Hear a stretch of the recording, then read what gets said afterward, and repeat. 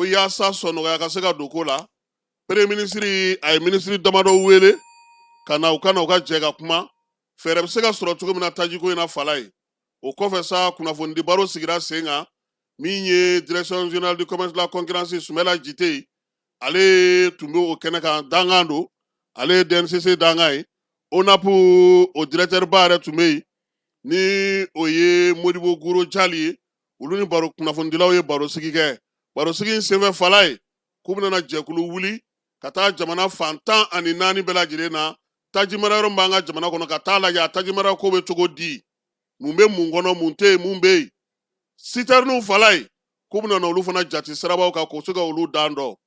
fɛɛrɛ fana sigira sen kan fana min ye mɔbiliw minnu bɛna ni tajiw ye ka bɔ fo an ka jamana dancɛw la Fala ye ka na don fo an ka faaba kɔnɔna na an ka duguba kɔnɔnaw la wolomasiri taba bɛna o baara kɛ o bɛ se ka sigi sen kan cogo min o fana mana tɛmɛ ka bɔ yen sɔngɔ minnu fɔlen don taji la ka jɛkulu sigi sen kan ka taa fana ka t'olu lajɛ station olu kɔnɔna na Fala ye ko station k'u bɛna olu fana jate k'o hakɛ dɔn n'a kɛra baara ye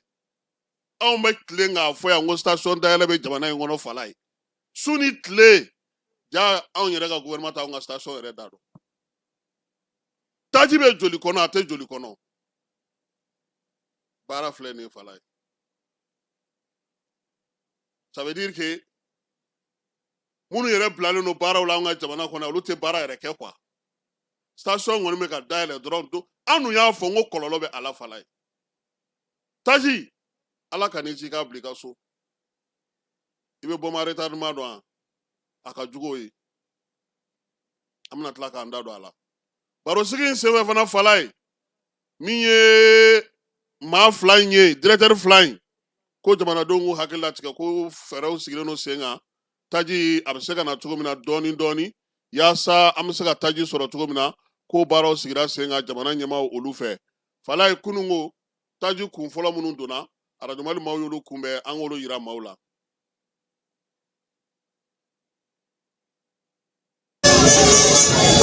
Ceci est une bonne nouvelle pour la population malienne. L'arrivée de ce convoi de près de 300 citernes pour rapidement répondre aux inquiétudes soulevées par la crise de carburant. Ceci démontre la détermination du gouvernement du Mali à répondre aux aspirations du peuple malien avec promptitude. La population apprécie.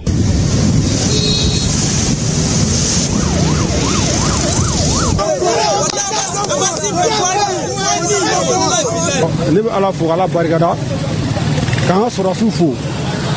m'a fɔ maliyɛndenw ye bɛɛ ka kɛ sɔrɔsiw fɛ ni mun tɛ sɔrɔsiw fɛ bɛɛ ka kɛ sɔrɔsiw fɛ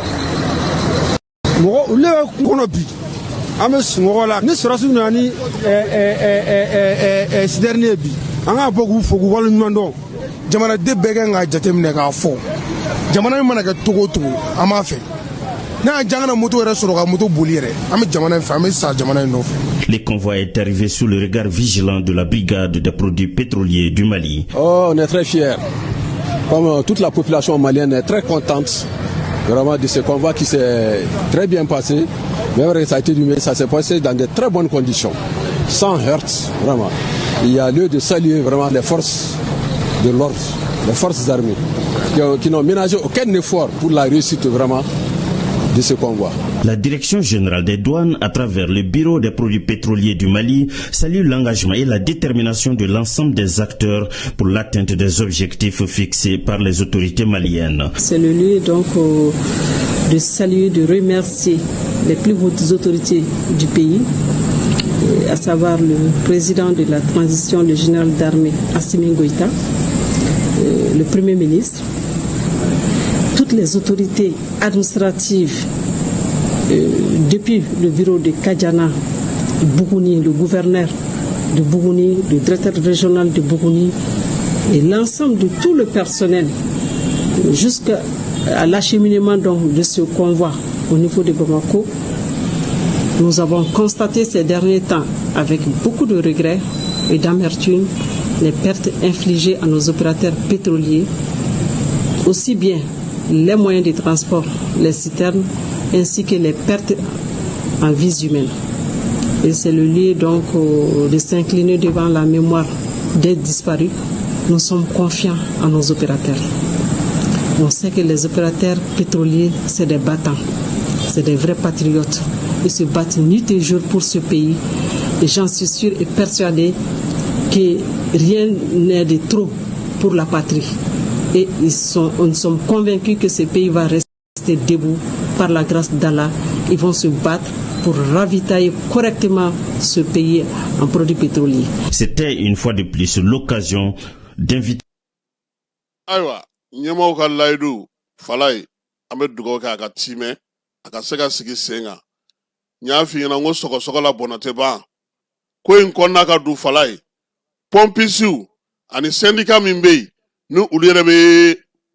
essence félicitation na, uka nyema we wele dake falai. Dauda Damele, no uka kunafundi nyema ay min fo, anga je, anga olame, sabula, ay kuma min fo, kuma baraka mabadu, kuma minabe mogo, chamanda dugu kono, anga je ka lame. Ok, sali camarade sali. Amba befo ko be wali mando. Mali son kono barakelaw. Amba fo au ka wuli jo ana ka chesiri na ka famula. Moi c'est Daouda Damele, secrétaire à l'information du comité syndical de Total Énergie, actuellement ni Akere Kouli Énergie.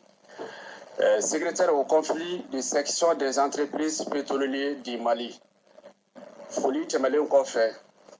kunnafoniya kɛrɛnkɛrɛnlen ka di bɛɛ lajɛlen ma aw bɛ se ka kolonkolon pour que an baarakɛɲɔgɔnw bɛɛ ka se k'a sɔrɔ kɛrɛnkɛrɛnnenya la an ka ɲɛmɔgɔw n'u ye an ka gérants ye karibilan bɛ mɔgɔ o mɔgɔ ka dingɛ kɔnɔ u kana karibilan garidi dɛ ni karibilan bɛ aw ka dingɛ kɔnɔ a ye karibilan feere population ma population bɛ se ka lafiya sɔrɔ cogo min na karibilan ko la hali n'a y'a sɔrɔ karibilan ko gɛlɛya bɛ yen dɔɔni. Mais a bɛ aw minnu ka dingɛ kɔnɔ aw station minnu ka dingɛ kɔnɔ a kana garder a y'a feere population ma o ka se ka lafiya dɔɔni sɔrɔ cogo min na an y'o de fɔ an ka point de presse kɔnɔna na ni gɛlɛya nana population gouvernement an b'an tɛgɛ di ɲɔgɔn ma de gɛlɛya bɛ se ka wuli cogo min na ou bien mɔgɔw bɛ se ka lafiya dɔɔni sɔrɔ cogo min na mais n'a kɛra ko dɔw bɛ yen ko karibilan b'olu ka dingɛ kɔnɔ u bɛ ka garder u tɛ ka sɔn k'a feere mun na ko parce que gouvernement donna olu ni clients ni ɲɔgɔn cɛ prix ko la gouvernement dun y'a yira k'a fɔ ale ye prix min sigi karibilan sɔngɔ la ko maa si kana tɛmɛ o sanfɛ gouvernement ye o wulikajɔ min kɛ n'o sɛgɛsɛgɛli min kɛ tile fila in na an ka information la o station dɔw bɛ yen u balen don ka karibilan feere ka sababu kɛ mun na gouvernement donna olu ni clients ni ɲɔgɔn cɛ prix ko la an t'a station kelen dɔn an fana y'a mɛn o mɛncogo de la a bɛ se ka kɛ n'i ye kuma min fɔtɔra ye ka caya i bɛ taa sɔrɔ tiɲɛ dɔɔni bɛ a kɔnɔ o la an bɛ se ka mun fɔ an section des entreprises pétrolières Mali kɔnɔ an bɛ se ka mun fɔ an ka ɲɛmɔgɔw ye n'o ye an ka gérants ye ni karibilan bɛ maa o maa ka dingɛ kɔnɔ ka na karibilan in garder a bɔ i ka feere population ma n'a banna yɔrɔ min na o y'a bannen ye yanni garijɛgɛ ka don dɔwɛrɛ la n'o tɛ gouvernement ye mesure ta o fana kama dɛ agents bɛ ka yaala o bɛ taa station na a b'a fɔ karibilan bɛ yen n'i ko karibilan tɛ yen o yɔrɔ bɛɛ u bɛ carte yɛrɛ la k'a fɔ olu ye agents de ye donc e ko karibilan tɛ yen an ka sɛgɛsɛgɛ an ka taa dingɛ juger n'u dun taara dingɛ juger k'a sɔrɔ dingɛ falen don ou bien caman bɛ dingɛ kɔnɔ i balen don k'a feere i bɛ kɔlɔlɔ sɔrɔ dɛ a kɔlɔlɔ cɛ ka jugu dɛ a kɔlɔlɔ cɛ ka jugu fo ka taa fɔ a to ten o la u bɛ se ka vocal kolonkolon ka se aw ka gérants ma a ka baarada ɲɛmɔgɔw ma karibilan bɛ dingɛ o dingɛ kɔnɔ i bɛ station o station na karibilan bɛ dingɛ o dingɛ kɔnɔ i kana garder karibilan bɔ i k'a feere population ma an bɛ se ka mun fɔ o y'o de ye an y'o de fɔ an tɛna sigi an se ye mun ye a n'an ka wulikajɔ ye min ye n'Ala sɔnna ma an b'o kɛ ka fara jamana ta kan an se fana ye nin de ye k'aw lasɔmi ni mɔgɔ min y'i tulo gɛlɛya ka karibilan to i ka dingɛ kɔnɔ ka ban k'a feere ni contrôleur sera i ma yen n'i ye mun sɔrɔ i y'o san dɛ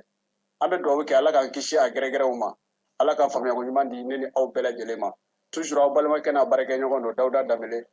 secrétaire à l'information du comité syndical de Koli Énergie secrétaire au conflit de section des entreprises pétrolières Ala k'an faama ni gɛlɛya in ɲɔgɔnna ma hakɛto b'u la sɔli ala rasul ayiwa falai yɔrɔ nin ma bɔ anw da dɛ anw dun y'an da fɔ yan kunun maaw m'a fɔ ko tigi t'an tigi ni kɔni b'a kɔnɔna na ye falai ko in a y'a to an ye fɛn dɔ faamu station 3 bɛ yen an b'olu fo yara service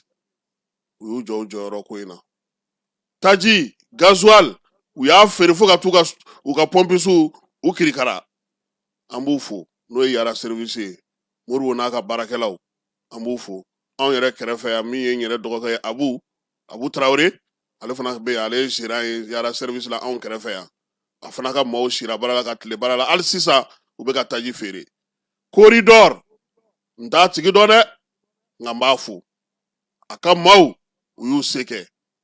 f'u ye mɔgɔw yɛrɛ bila denmisɛnnin dɔw bila fala ye k'u jɔ k'u filɛ u ka mɔgɔw sɛgɛnnen u k'a di maaw ma u ka se k'a feere donc an bɛ corridor mɔgɔw fana fo Shell fana y'i jɔ a jɔyɔrɔ fala ye u y'a feere fo ka taa ban tayi fo an yɛrɛ duguna dingɛ kɔnɔ ɲɔgɔn fɛ donc an bɛ nin station 3 in fo nka fala ye nin ko bɛɛ lajɛlen na maaw bɛ yen mɔgɔw bɛ ɲinɛ olu kɔ maaw bɛ yen mɔgɔw tɛ olu tanu maaw bɛ yen mɔgɔw tɛ fɛn fɔ olu ma maaw bɛ yen mɔgɔw bɛ ɲinɛ u kɔ fala ye o ye chauffeur ye taji nana taji sɔrɔla an y'an diya an ka ɲinɛ chauffeur kɔ a dɔw bananen don an bɛ dugawu kɛ ala ka nɔgɔya kɛ u ye a dɔw bɛ yen olu minɛnen don otage la an bɛ dugawu kɛ ala ka o ɲuman segin an ma fala a dɔw bɛ yen u joginnen an bɛ dugawu kɛ ala k'u ka bana nɔgɔya minnu bɛ sira kan ala k'u kisi ala k'u tanga taa ni ka segin ɲuman ala k'a nɔgɔya an n'u ye bi in na fala ye Sinacor Mali a syndicat maaw ani maa bɛ yen k'o bɛ citerne boli n'u bɛ syndicat wɛrɛw la an b'u fo parce que u fana y'u jɔ u jɔyɔrɔ la u y'a ɲini u ka baarakɛlaw fɛ u ka baara kɛ nka fala ye olu ta tɛ mobili ye dɛ ni mobilitigi ko a ka mobili tɛ taa chauffeur se t'o la nka an bɛ chauffeur fo sabula an b'a dun u bɛ baara min na fala ɲɛ bɛ nin bɛɛ la u kɛlen don ka communication fana sigi u ni ɲɔgɔn cɛ pour que i kana taa bi dingɛ kɔnɔ dɔ tɛmɛna degun dɔ la u b'a kunnafoni di ɲɔgɔn ma ka se ka ɲɔgɔn labɔ a kalama yaasa baara ka se ka kɛ ka ɲɛ cogo min na sɔgɔmada in na an b'u fo k'u waleɲuman dɔn u ka cɛsiri n'u ka timinandiya n'u ka baara kɛcogo ɲuman na Bagayogo n'a ka cɛdenw k'u ni baara ko anw kɔni b'a dɔn u bɛ min na bi jamana in kɔnɔna na u fana jɛnna n'o tɛ n'a y'u fana jɔ u fana b'a fɔ k'u tɛ taa fala ye yɔrɔ ne ka mɔgɔw kɔni kuma tɛ o foli t'olu t'a la o ba armée fala ye denmisɛnninw funanŋɛninw de bɛ kasi la gendarmerie unité la bi ko k'u bila ka taa mission na u ko kuma na olu bɛ toli tan wa k'olu bɛ se ka sigi tan wa u bɛ k'a fɔ lieutenant tɔgɔ sɛbɛn i k'an bila nin ye faso ko de ye a y'an don escorte la n'an sara an sa an sujugu tɛ taa lahara fɔlɔ an b'o sɔrɔsi kamalenw fo ka denbaya bila ka muso bila ka balimaw bila ka gɛrɛn to yen ka balontan to yen ka Bamakɔ zamɛ duman n'a sɛ duman n'a baara kumaba to yen ka réseaux sociaux to yen ka Facebook ni TikTok tigɛ ka bɔ i ka téléphone na pewu k'i faso an bɛ sɔrɔsiw fo fala ye k'u ka ɲɛmaaw bɛɛ fo wulikajɔ ni cɛsiri ni baara kɛcogo ɲuman na an k'an cɛsiri hɛrɛ bɛ nin kɔ hali na anw m'a sɔrɔ maa minnu bɛna an kɔ u k'a dɔn k'a fɔ k'an fana ye dɔ kɛ fala ye nka anw da ye kuma ye dɛ anw se o de ye n'o tɛ marifa kɔni a bɛ ci ɲɛna kuma caman nka n tɛ se a ci cogo la dɛ masawule ko n b'a fɔ yan sɔgɔmada in na min ye ɲagandu ye seyidu basiru tumutukaw fɛ yen samasa k'a fɔ gawukaw fɛ yen min ye musa ye segu mara la ani segu marabolo bɛɛ lajɛlen tapa uri dɛnba jalo kayi polisi an b'a fana fo fala ye ka polisiw bɛɛ lajɛlen fo maa bɛ yen wolomasiri tabaw ka gun ka sɔgɔmada in na k'u bɛɛ lajɛlen ni cɛsiriw ni timinandiya an k'an cɛsiri foyi t'an bolo ni mali tɛ an ka kɛ mali fɛ a tɔ ala yɛrɛ b'o nɔgɔya an ye